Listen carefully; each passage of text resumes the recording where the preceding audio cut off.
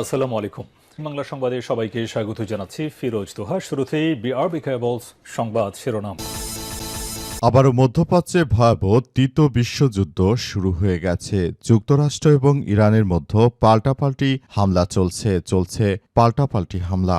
আর এরই মাঝে আমাদের হাতে এসে পৌঁছেছে যুদ্ধের সর্বশেষ গুরুত্বপূর্ণ সবথেকে তাজা আপডেট সংবাদ আপনাদের জানিয়ে দিব।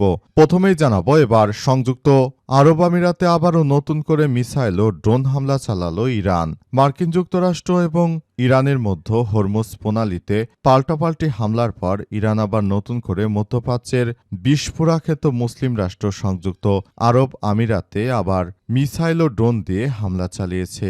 এই ঘটনায় এখন পরিস্থিতি থমথমে অবস্থা বিরাজ করছে। এরপর জানাবো, আগামী সপ্তাহে আলোচনায় বসতে পারে ইরান ও যুক্তরাষ্ট্র এবং ইরানের মধ্যে থমকে থাকা আলোচনা আগামী সপ্তাহে পাকিস্তানের রাজধানী ইসলামাবাদে পুনরায় শুরু হতে পারে। মার্কিন সংবাদ মাধ্যম অল স্ট্রিট জার্নাল এর এক প্রতিবেদনে এই তথ্য নিশ্চিত করা হয়েছে। নতুন করে আলোচনা শুরু হলে সেখানে যুদ্ধবিরতির বিষয় নিয়ে হয়তো বিভিন্ন বিষয় সামনে আসত। এদিকে চট্টগ্রাম বন্দরে পৌঁছেছে ভারতের নৌবাহিনীর জাহাজ। বহুজাতিক আইওএস সাগর 2026 মোতায়েনের অংশ হিসেবে ভারতীয় নৌবাহিনী জাহাজ বাংলাদেশের চট্টগ্রাম বন্দরে পৌঁছেছে। বাংলাদেশ ভারত নৌ আঞ্চলিক সমন্বয়টি নতুন মাইলফলক হিসেবে বিবেচিত হচ্ছে। বিষয় খুবই গুরুত্বপূর্ণ সংবাদ জানাবো, সঙ্গেই থাকুন। এবারে জানাবো, গাজীপুরে প্রবাসীর স্ত্রী সন্তানসহ ৫ জনকে গলা কেটে হত্যা। গাজীপুরের কাপাসিয়ায় এক প্রবাসীর স্ত্রী সন্তানসহ ৫ জনকে গলা কেটে হত্যা করেছে দুর্বৃত্তরা। রাতে উপজেলার রাউতকোনা গ্রামে এমন দুর্ঘটনা ঘটায় দুর্বৃত্তকারীরা। তবে বিএনপি সরকার যেহেতু ক্ষমতায় এসেছে, আশা করা হচ্ছে খুলনায়ও এমন একটি কুপিয়ে হত্যাকাণ্ডের ঘটনা ঘটেছে। সারা দেশ জুড়ে নৈরাজ্য আরও পুরোদমে সৃষ্টি হচ্ছে। এবারে জানাবো, দুপুরের মধ্যে ৬০ কিলোমিটার বেগে ঝড়সহ বজ্রবৃষ্টির আভাস। দেশের কয়েকটি অঞ্চলে দুপুরের মধ্যে ৬০ কিলোমিটার বেগে ঝড়ো হাওয়া বয়ে যেতে পারে বলে জানিয়েছে আবহাওয়া অফিস। একই সঙ্গে বৃষ্টি বা বজ্রসহ বৃষ্টিও হওয়ার আশঙ্কা রয়েছে বলে এমন তথ্য সামনে এসেছে।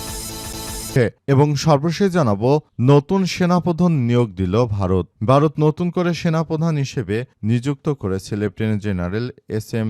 রাজা সুব্রামানিকে। কেন্দ্রীয় প্রতিরক্ষা মন্ত্রণালয় বরাদ দিয়ে তথ্য নিশ্চিত করা হয়েছে। এর আগে ভারতের সেনাপ্রধান উপেন্দ্র ত্রিবেদী তাকে বাতিল করে নতুন সেনাপ্রধান নিয়োগ দিল ভারতের সরকার। প্রিয় দর্শক, এতক্ষণ শুনছিলেন সংবাদ শিরোনাম, এবারে বিস্তারিত। তবে তার আগে বন্ধুরা, অনুরোধ থাকবে এই সংবাদটিতে একটি লাইক দিন। এই চ্যানেলে আপনি নতুন হয়ে থাকলে আমাদের সংবাদটি দেখতে দেখতে চ্যানেলটি সাবস্ক্রাইব করে রাখুন। কমেন্ট করে বন্ধুরা আপনার মূল্যবান মতামত জানিয়ে দিন আপনি বিশ্বের কোন দেশ থেকে বা বাংলাদেশের কোন স্থান থেকে আমাদের সংবাদটি দেখছেন এবং শুনছেন। আর বন্ধুরা, সংবাদটি আপনার সোশ্যাল মিডিয়া ফেসবুকে শেয়ার করে বন্ধুদের মাঝে আমাদের এই গুরুত্বপূর্ণ আপডেট সংবাদটি শেয়ার করে সবাইকে জানার সুযোগ করে দিন। আর গাজা যুদ্ধে আপনি যদি নিরীহ ফিলিস্তিনিদের ভালোবেসে থাকেন, কমেন্টে ইয়েস লিখে পুরো বিশ্বকে জানিয়ে দিন। এবারে বিস্তারিত। আমিরাতে ইরানের মিসাইল এবং ড্রোন হামলা। সংযুক্ত আরব আমিরাতের প্রতিরক্ষা মন্ত্রণালয় জানিয়েছে যে ইরান থেকে নিক্ষেপ করা 2টি ব্যালিস্টিক ক্ষেপণাস্ত্র এবং 3টি ড্রোন ইউএভি তাদের আকাশ প্রতিরক্ষা ব্যবস্থা সফলভাবে প্রতিহত করেছে। শুক্রবার 8 মে এই হামলার ঘটনায় অন্তত 3 জন ব্যক্তি মাঝারি ধরনের আহত হয়েছে বলে নিশ্চিত করেছে কর্তৃপক্ষ। সামাজিক যোগাযোগ মাধ্যম এক্সে দেয়া বিবৃতিতে দেশটির প্রতিরক্ষা মন্ত্রণালয় জানায়, সংযুক্ত আরব আমিরাতের উপর ইরানের এই প্রকাশ্যে হামলা শুরু থেকে এখন পর্যন্ত দেশটির আকাশ প্রতিরক্ষা বাহিনী মোট 551টি ব্যালিস্টিক ক্ষেপণাস্ত্র, 29টি ক্রুজ ক্ষেপণাস্ত্র এবং 2263টি ড্রোন ধ্বংস করেছে। আরব আমিরাত এই ধরনের হামলাকে সরাসরি আগ্রাসন হিসেবে অভিহিত করে আসছে। সবশেষ এই হামলার বিষয়ে তেহরানের পক্ষ থেকে এ পর্যন্ত কোনো আনুষ্ঠানিক প্রতিক্রিয়া বা মন্তব্য পাওয়া যায়নি। মধ্যপ্রাচ্যে দুই শক্তিধর দেশের মধ্যে বিরাজমান এই উত্তেজনা আঞ্চলিক নিরাপত্তা ও স্থিতিশীলতার ক্ষেত্রে নতুন করে উদ্বেগের সৃষ্টি করেছে।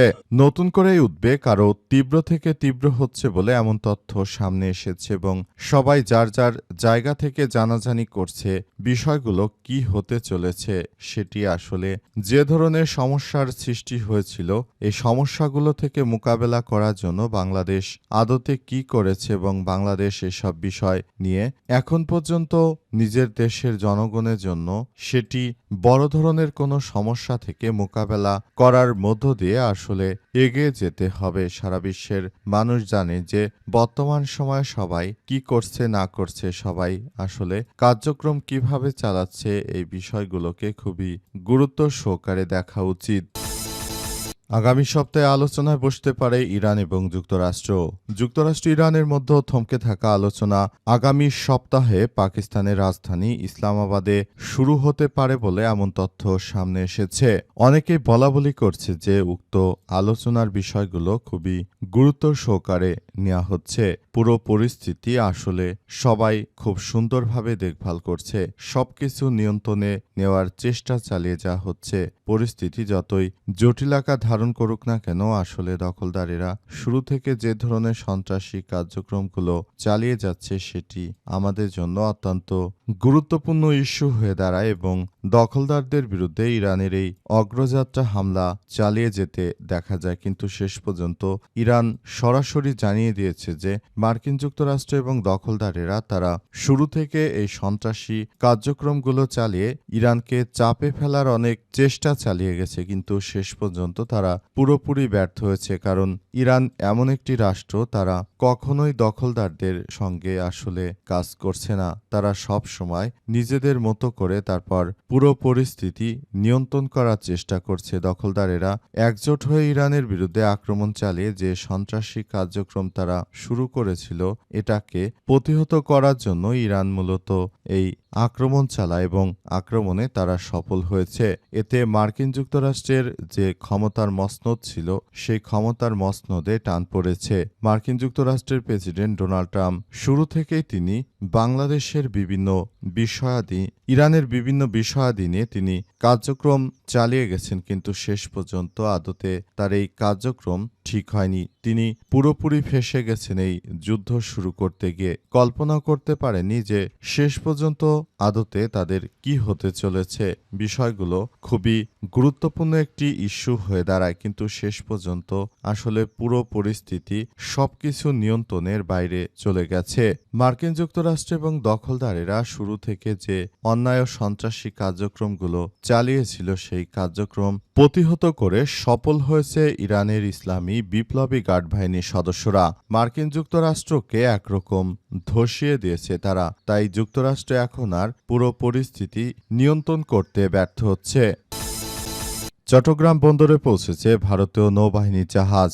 বহুজাতিক আইওএস সাগর 2026 মোতায়েনের অংশ হিসেবে ভারতীয় নৌবাহিনী জাহাজ আইওএস সাগর শুক্রবার চট্টগ্রাম বন্দরে পৌঁছেছে। বাংলাদেশ ভারত নৌ সহযোগিতা আঞ্চলিক নৌ সমন্বয় এটি নতুন মাইলফলক হিসেবে বিবেচিত হচ্ছে। ঢাকায় ভারতীয় হাইকমিশনার সংবাদ বিজ্ঞপ্তিতেই তথ্য নিশ্চিত করা হয়েছে। জাহাজটি সফলভাবে বঙ্গোপসাগর পাড়ি দিয়ে চট্টগ্রাম বন্দরে প্রবেশ করেছে। আজ বাংলাদেশ নৌবাহিনী frigate BNS Ali Haider F-17 বাংলাদেশের জলসীমা আনুষ্ঠানিকভাবে সেটিকে অভ্যর্থনা জানায়। বিজ্ঞপ্তিতে বলা হয়েছে, সফর বাংলাদেশ ও ভারতের নৌবাহিনীর মধ্যকার দীর্ঘদিনের কৌশলগত অংশীদারিত্ব এবং দুই প্রতিবেশী দেশের ক্রমবর্ধমান নৌ সহযোগিতার প্রতিফলন। সফরকালে আইওএস সাগরের কমান্ডিং অফিসার বাংলাদেশ নৌবাহিনীর ঊর্ধ্বতন কর্মকর্তাদের সঙ্গে একাধিক সৌজন্য সাক্ষাৎ করবেন। এর মধ্যে থাকবে চট্টগ্রাম নৌ অঞ্চলের কমান্ডার, বাংলাদেশ নৌ বহরের কমান্ডার এবং ডকইয়ার্ডের এরিয়া সুপারিনটেন্ডেন্ট। এসব বৈঠকের লক্ষ্য পেশাগত মতবিনিময় সহ আরও বিভিন্ন বিষয় নিয়ে তারা একে অপরের সঙ্গে কথা বলবে বলে এমন তথ্য সামনে এসেছে। এটি সবার জন্য খুবই গুরুত্বপূর্ণ একটি বিষয় হয়ে দাঁড়িয়েছে। আমরা মনে করি বর্তমান দুই প্রতিবেশী দেশের মধ্যে অত্যন্ত ভালো একটি সম্পর্ক হওয়া জরুরি। বর্তমান সময়ে যে কোনো মূল্যে দখলদার ভারতীয়দের বিরুদ্ধে না গিয়ে বরং বাংলাদেশ যেহেতু শক্তিমাত্রার দিক থেকে অনেক দুর্বল অবস্থানে রয়েছে, তাই ভারতের সঙ্গে বর্তমান সরকার কৌশলগত সম্পর্কই গড়ে তোলার চেষ্টা করছে বলে এমন তথ্য সামনে এসেছে।